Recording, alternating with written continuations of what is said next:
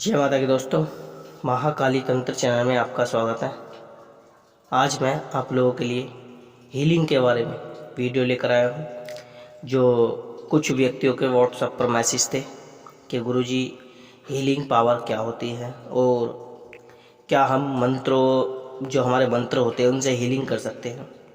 तो इस बारे में कुछ जानकारी आपको देना चाहता हूँ। ठीक है दोस्तों, आइए जानते हैं देवताओं के मंत्रों से हीलिंग कैसे करते हैं।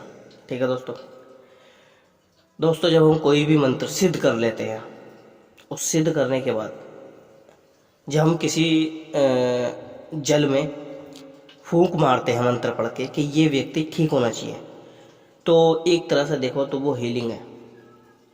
वो हीलिंग आपके जो मुंह से जो फूंक निकल रही है मंत्र पढ़ के, वो उस वाटर को हीलिंग कर रही है।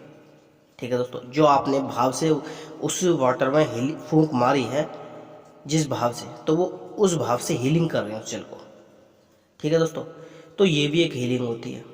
हम किसी को ठीक करते हैं, सामने मंत्र पढ़ते हैं और उस गिलास में फूंक मारते हैं कि ये व्यक्ति ठीक होना चाहिए या इस व्यक्ति का ये काम होना चाहिए। ठीक है दोस्तों, तो ये भी एक हीलिंग होती है। हम किसी भभूत को पढ़ के देते हैं, फूंक मार के देते हैं, या उसे हाथ में भींच कर मंत्र पढ़कर पूरी तरह से भींच कर देते हैं, तो ये भी एक हीलिंग होती है। हम किसी को, कोई व्यक्ति दूर है, उस पर भूत प्रेत वादा है और हम मंत्र पढ़ रहे हैं, हवन कर रहे हैं या हम फूंक मार रहे हैं, हम उसके फोटो पर फूंक मार रहे हैं, उसे ठीक कर रहे हैं, तो वो भी एक हीलिंग होती है। आप उसके शरीर को हील कर रहे हो अपनी मंत्र की पावर से। जो फूंक मार रहे हो, एनर्जी आपकी निकल रही है मंत्र बनकर, मंत्र से, और वो हील हो रहा है, तो इसी को हीलिंग कहते हैं। अब कुछ लोगों ने कहा था क्या हम बीमारी काट सकते हैं कोई भी हीलिंग करके, तो जवाब है हाँ। यदि आप हीलिंग का अभ्यास रोज करते हो तो आप बीमारी काट सकते हो। बड़ी से बड़ी बीमारी आप 21 दिन, 31 दिन या 41 दिन में काट सकते हो। ये बीमारी के ऊपर बात है, वो कितने दिन पुरानी है। ठीक है दोस्तों, जितने दिन पुरानी बीमारी होगी उतना ही समय आपको लग सकता है।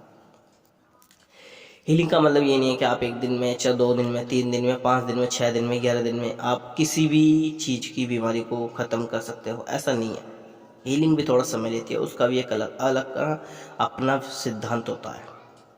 ठीक है दोस्तों, अब मैं आपको बताता हूँ कि जो हीलिंग है उसकी एनर्जी हाथों में से कैसे निकलती है। जब हम ढीले ढाले वस्त्र पहनेंगे, नहा धोकर, एक एकांत कमरे का चुनाव इसलिए करना है ताकि आप कोई टोके ना, या आपको जब आप हीलिंग करो तो आपके बीच में रुकावट नहीं आनी चाहिए। तो आपको क्या करना है, किसी कुर्सी पर या आसन पर, आसन बिछाया ज़मीन पर, वहाँ बैठ गए।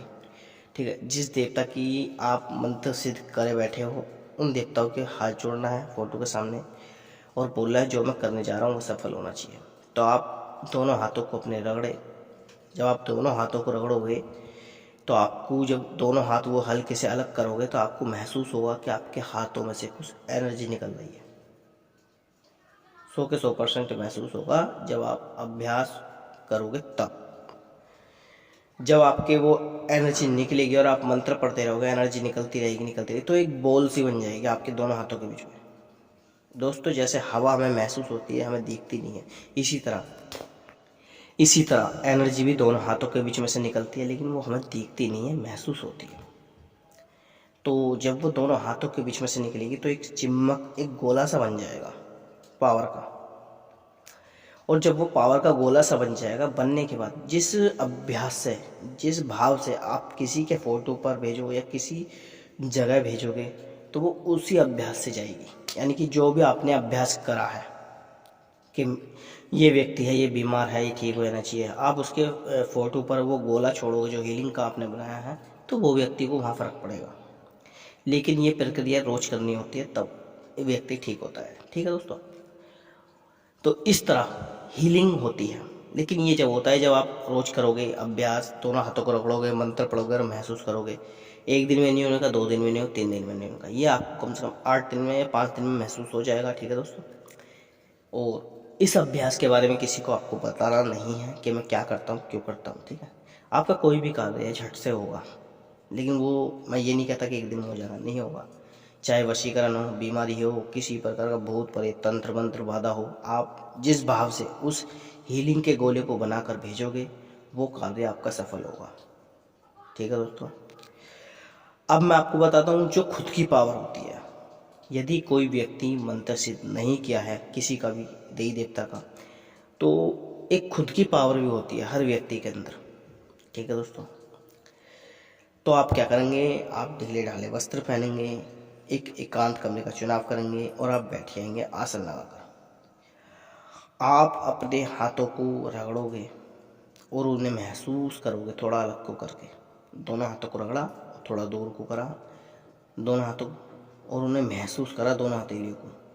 आप देखोगे कि एक दूसरे जो हथेलियाँ दोनों हाथों में से एनर्जी निकल रही है, वो एनर्जी धीरे धीरे निकल रही है, लेकिन जब आप दोनों हाथों को नज़दीक करोगे तो आप देखोगे एक हाथों के बीच में, दोनों हाथों के बीच में एक चिम्मक बन चुकी है। आप दोनों हाथों को भींचने की कोशिश करोगे, थोड़ा भींचने को तो भींच जाएंगे, लेकिन एक एनर्जी आपको महसूस होगी चिम्मक की तरह, वो आपके हाथों को दोनों को दूर करेगी। ठीक है दोस्तों। वो भी एक एनर्जी होती है, वो हमारी खुद की पावर होती है, और उस पावर को जब हम जिस भाव से भी भेजेंगे वो भी हमारा कार्य करती है। ठीक है दोस्तों। तो इसी को कहते हैं हीलिंग करना, एनर्जी करना, यही सब होता है। आपने देखा होगा जब भी हम किसी को पैर छूते हैं तो जब व्यक्ति हमारे सिर पर हाथ धरता है, आखिर हाथ ही क्यों धरता है? क्योंकि हम जो भी दुआ हम किसी को देते हैं वो हमारे हाथों के ज़रिए हीलिंग, एक किस्म की एनर्जी हमारी निकलती है, वो सामने वाले के सिर पर टकराती है, वो उसके अंदर प्रवेश करती है। जो भी कुछ लोग होते हैं जो कहते हैं खुश रहो, ये रहो, वो रहो, बोल कर आशीर्वाद देते हैं, लेकिन कुछ लोग होते हैं जो अंदर आत्मा से आशीर्वाद देते हैं। जैसे कि कोई व्यक्ति परेशान था बहुत ही ज़्यादा और आपने उसका साथ दे दिया और उसका दिल एकदम इतना खुश हो गया कि अच्छी अच्छी दुआ अंदर खुद ही निकलनी है, मतलब बोला नहीं है उसने, लेकिन हाँ वो खुश होगा और उसके अंदर से ही भाव निकलने हैं आपके लिए खुशी के, वो आपको खूब दुआ दे रहा है। तो दोस्तों वो दुआ 100 के 100% लगती है। यदि किसी का कोई कार्य होने वाला है और आपने उसके बीच में अड़चन कर दी और आपने उसका कार्य रोक दिया, और मान लो उसका दिल इतना दुख गया कि वो जुबान से नहीं बोला लेकिन अंदर आत्मा से वो खूब आपको कोस रहा है, तो दोस्तों इस बद्दुआ से आपको कोई भी नहीं बचा सकता। चाहे आपने महाकाली साधना की हो, भगवान शिव की हो, हनुमान जी की हो, गणेश जी की हो, किसी की भी आपने साधना की हो, यदि आपने किसी का जी दुखाया है और बहुत ही ज़्यादा दुखाया है तो आपको उसका परिणाम भुगतने को मिल सकता है, क्योंकि आत्मा और परमात्मा से जुड़ी होती है। जो भी हम कोई बद्दुआ या दुआ आत्मा से देते हैं उसका रिजल्ट बहुत ही तेज़ी से आप हमारे सामने आता है। बस फ़र्क इतना होता है कि हम समझ नहीं पाते। तो आपको ये सब समझना होगा, किसी का जी नहीं दुखाना है, चाहे आप साधक हों, चाहे आप किसी की भी पूजा करते हो। और वैसे भी जो साधक होते हैं, जो साधनाएं करते हैं, वो तो कभी किसी का जी दुखाते ही नहीं है, कि साधना ही जब व्यक्ति के हाथ में होती है।